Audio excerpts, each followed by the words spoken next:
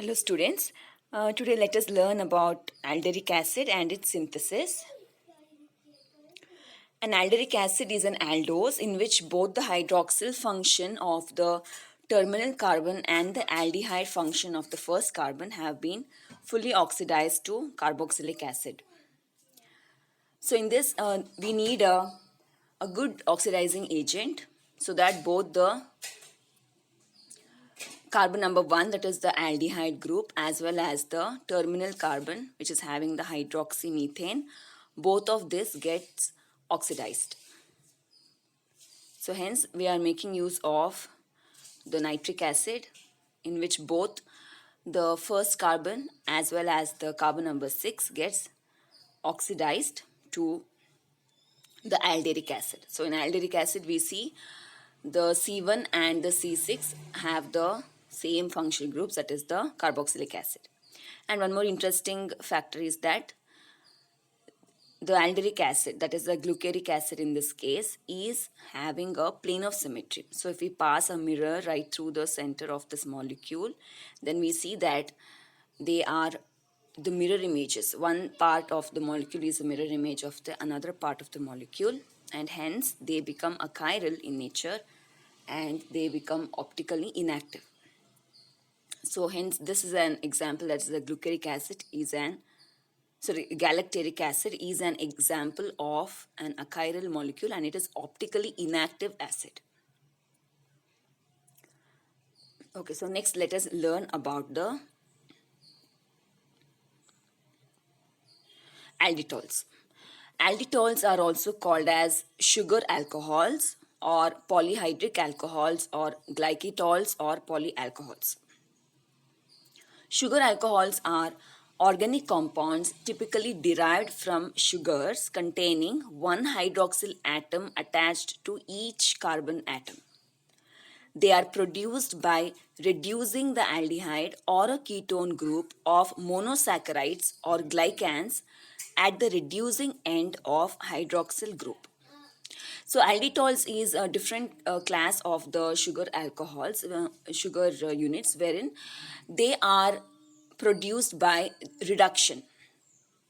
Okay, so they are reduced in such a way that each of the carbon unit of the sugar is having an hydroxyl.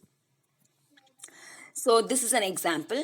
So we have a fructose. It can also be an hexose. It can also be a fructose, or it can also be a glucose unit. So it is not that it is always has to be an aldose.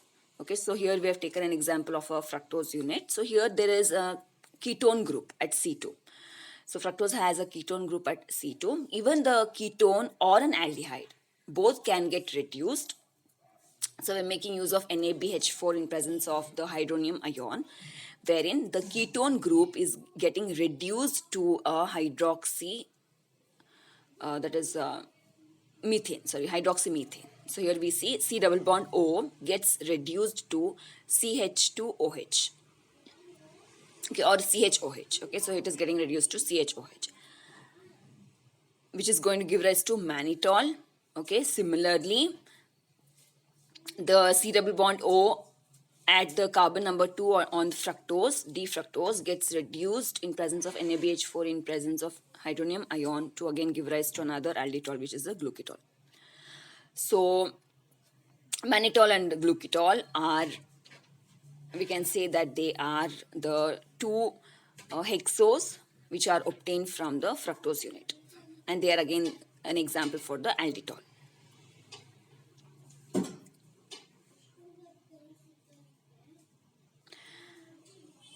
So this is another example wherein an aldose is getting reduced. So here we have a glucose unit which is again getting reduced to the, so there it was a ketones group which is getting reduced, and here it is an aldose which is getting reduced in presence of NaBH4 and water.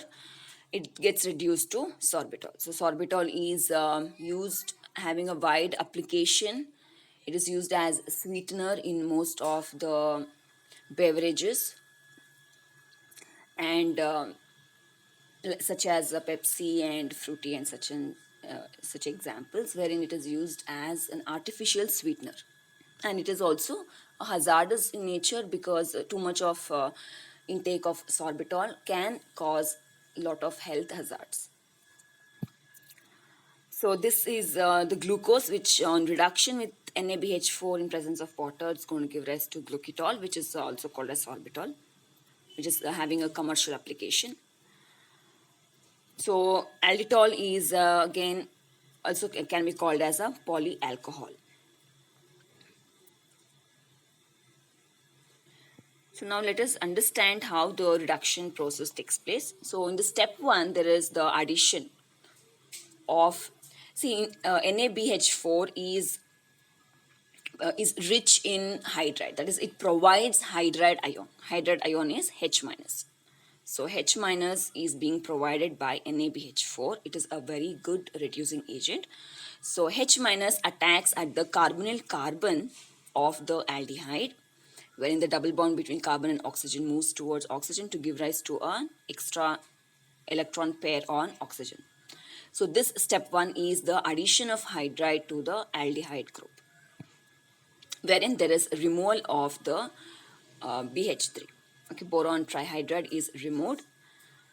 Since it is a stable molecule, it is just gets eliminated and the hydride ion adds on to the aldehyde to give rise to a structure like this. So here we see how the oxygen is bearing a negative charge and hydride ion is suitably added on to the carbonyl carbon.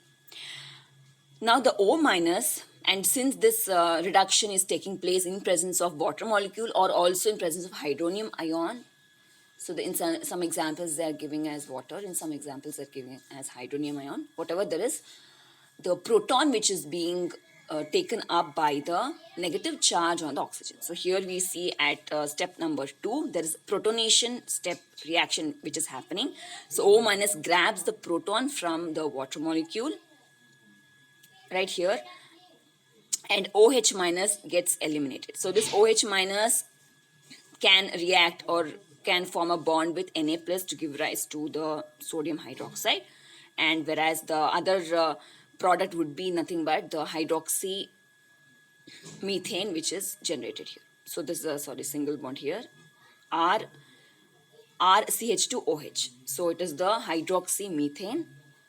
So here we see how an aldehyde is getting reduced in presence of NaBH4 and water molecule or hydronium ion to give rise to the alcoholic group.